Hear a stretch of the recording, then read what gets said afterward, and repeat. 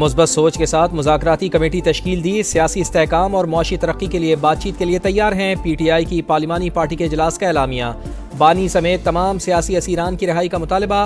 Barrister گوہر کہتے ہیں حکومت نے مذاکرات کے لیے ابھی رابطہ نہیں کیا۔ شیر افضل مروت نے پارٹی پالیسی کے خلاف کوئی بات نہیں کی، یہ نہیں کہوں گا کہ وہ وکٹ کی دونوں جانب کھیل رہے ہیں۔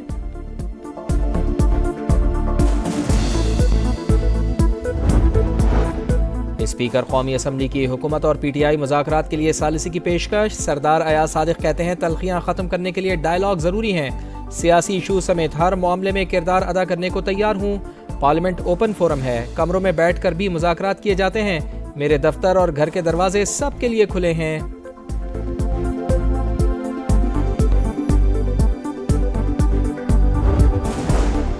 عالمی لابی اور ایجنٹ بانی کو پنجرے سے باہر لانا چاہتے ہیں، سول نافرمانی کی تحریک صرف خبروں کے لیے ہے، اندرون خانہ ڈیل یہ کرنا چاہتے ہیں۔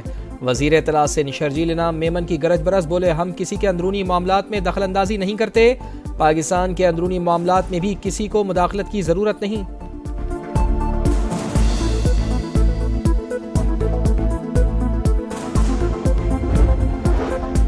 مثبت معاشی اشاریوں کے باوجود اسٹاک مارکیٹ میں شدید مندی، انڈیکس میں 3790 پوائنٹس کی کمی، 100 انڈیکس 1,11,070 پر آ گیا۔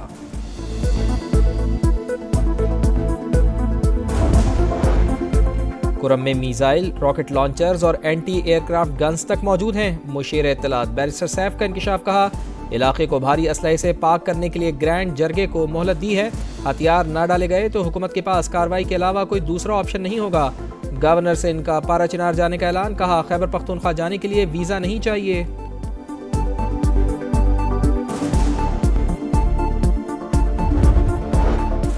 سہانے خواب سمندر کی طوفانی موجوں میں ڈوب گئے، پاکستانی نوجوانوں کے لیے ڈنکی موت کی بولی بن گئی۔ یونان کے پانیوں میں کھو جانے والے احتشام کی روانگی سے پہلے کی جذباتی ویڈیو سامنے آ گئی، سنہرے مستقبل اور ذاتی گھر کا خواب بکھر گیا۔ کشتی حادثے میں سفیان، اویس، عابد اور زین کی موت کی تصدیق، درجنوں اب بھی لاپتہ، پیچھے رہ جانے والوں کے لبوں پر پیاروں کی خیریت کے لیے دعا۔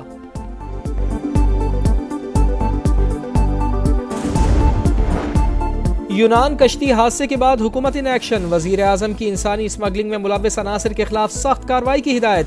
اجلاس میں کہا انسانی اسمگلنگ دنیا بھر میں پاکستان کی بدنامی کا باعث بنتی ہے، ٹھوس اقدامات کی ضرورت ہے، عالمی اداروں سے تعاون بڑھانے کی ہدایت۔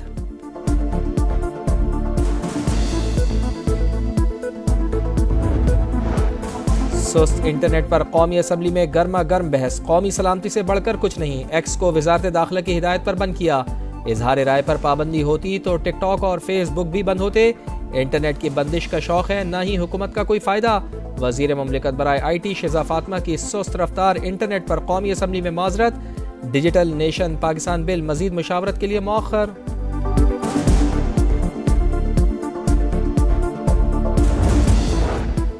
اور وائس نوٹ کھلتا ہے نہ ہی تصویر ڈاؤن لوڈ ہوتی ہے، خدا را بتاؤ انٹرنیٹ فل اسپیڈ سے کب چلے گا؟ قادر پٹیل کے تیکھے سوالات، بولے یہ کون سی فائر وال ہے جو لگ ہی نہیں رہی؟ ہم نہیں چاہتے کہ معاملہ وزیر اعظم تک جائے۔ شازیہ مری کی بھی تنقید، کہا انٹرنیٹ بند ہے اور ڈیجیٹل پاکستان کا بل لا رہے ہیں، اس پر تو ہنسی آتی ہے، فائر وال کا سن کر کان پک گئے ہیں۔ لہجوں میں نرمی، رویوں میں لچک اور سیاسی درجہ حرارت میں کمی، اسپیکر قومی اسمبلی نے حکومت اور پی ٹی آئی مذاکرات کے لیے ثالثی کی پیشکش کر دی۔ سردار ایاز صادق کہتے ہیں تلخیاں ختم کرنے کے لیے ڈائیلاگ ضروری، سیاسی ایشو سمیت ہر معاملے میں کردار ادا کرنے کو تیار ہوں۔ پارلیمنٹ اوپن فورم ہے، وہاں بھی بات چیت ہوتی ہے، کئی بار کمروں میں بیٹھ کر بھی مذاکرات کیے جاتے ہیں، میرے دفتر اور گھر کے دروازے سب کے لیے کھلے ہیں۔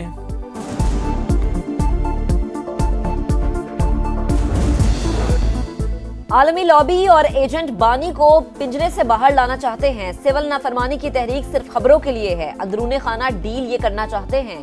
وزیر اطلاع سندھ شرجیل انعام میمن کی گرج برس، بولے ہم کسی کے اندرونی معاملات میں دخل اندازی نہیں کرتے، پاکستان کے اندرونی معاملات میں بھی کسی کو مداخلت کی ضرورت نہیں۔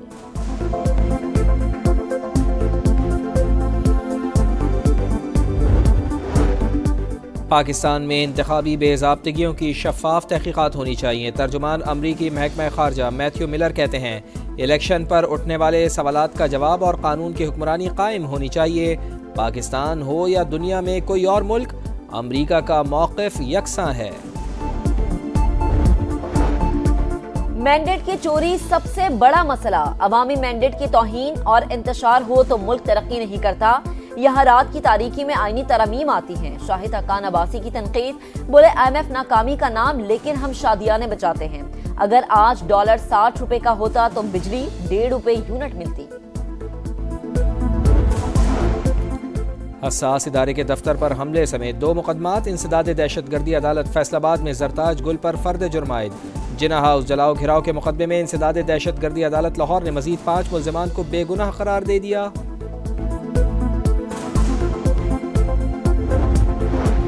ذوالفقار علی بھٹو کو شفاف ٹرائل کا حق نہیں ملا، لیکن سپریم کورٹ کسی سابقہ فیصلے کو ختم نہیں کر سکتی۔ غیر معمولی سیاسی فضا میں دباؤ نے انصاف کے عمل کو متاثر کیا۔ یہ سب کچھ عدالتی آزادی کے نظریات سے متصادم تھا۔ چیف جسٹس یحییٰ آفریدی کا ذوالفقار علی بھٹو صدارتی ریفرنس میں اضافی نوٹ لکھا، آئینی طرز حکمرانی سے انحراف سیاسی مقدمات میں عدالتی کارروائیوں پر غیر ضروری اثر ڈالتا ہے۔ نوٹ میں اختلاف کرنے والے ججز کا بھی ذکر لکھا، جسٹس درا پٹیل، جسٹس محمد حلیم اور جسٹس صفدر شاہ کا اختلاف نتائج تبدیل کرنے میں ناکام رہا، مگر غیر جانبداری کے اصولوں کا ثبوت ہے۔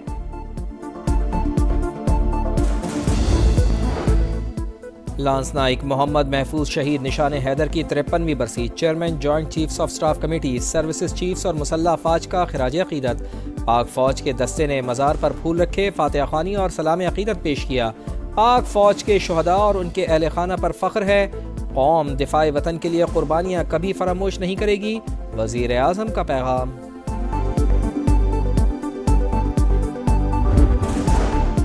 پشاور میں وارسک روڈ پر ماربل فیکٹریوں کی بھرمار، زہریلے پانی کی نکاسی کا نظام نہ ہونے سے شہری بیمار، ماحول آلودہ ہونے سے اہل علاقہ اذیت میں مبتلا، فیکٹریاں منتقل کرنے کا مطالبہ، یہاں مسائل کا انبار اور حکومت دھرنوں میں لگی ہے، شہری پھٹ پڑے۔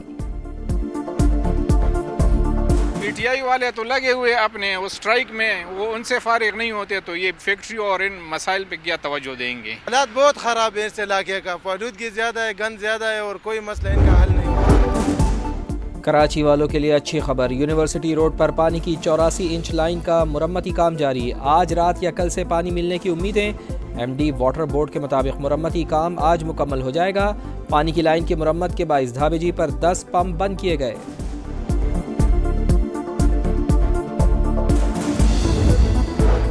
اقوام متحدہ کا ایران نیوکلیئر ڈیل پر بات چیت دوبارہ شروع کرنے کا مطالبہ، سلامتی کونسل اجلاس میں گرما گرم بحث، امریکہ، برطانیہ اور جرمنی کا ایران پر ایٹمی صلاحیت بڑھانے کا الزام، معاہدہ امریکہ نے توڑا، یورپی طاقتوں نے بھی ذمہ داریاں نہیں نبھائیں، الزامات بے بنیاد ہے، ایرانی مندوب کا رد عمل۔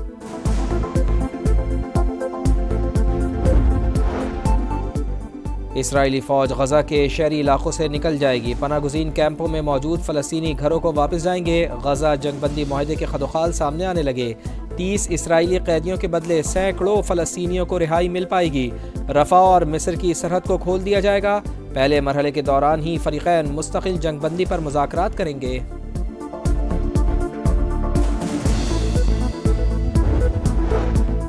چیئرمین PCB کی سعودی کرکٹ فیڈریشن کے چیئرمین شہزادہ سعود بن مشل ال سعود سے ملاقات، کرکٹ کے فروغ اور کھلاڑیوں کی ڈیولپمنٹ پر تبادلہ خیال، چیمپئنز ٹرافی کے میچز دیکھنے کے لیے دورہ پاکستان کی دعوت، سٹیڈیمز کی تعمیر اور کھلاڑیوں کی تربیت دینے کی بھی پیشکش، بولے سعودی عرب ہر پاکستانی کا دوسرا گھر ہے، تعاون پر خوشی ہوگی، شہزادہ سعود کا پاکستان کے ساتھ کرکٹ کے فروغ کے لیے کام کرنے پر اتفاق، وزیر داخلہ کا ریاض میں کنگ فہد سیکیورٹی کالج کا دورہ، مختلف شعبے دیکھے، تعلیم کے جدید معیار کو سراہا، پاکستانی گریجویٹس کو مختصر تربیتی کورسز کرانے کی تجویز۔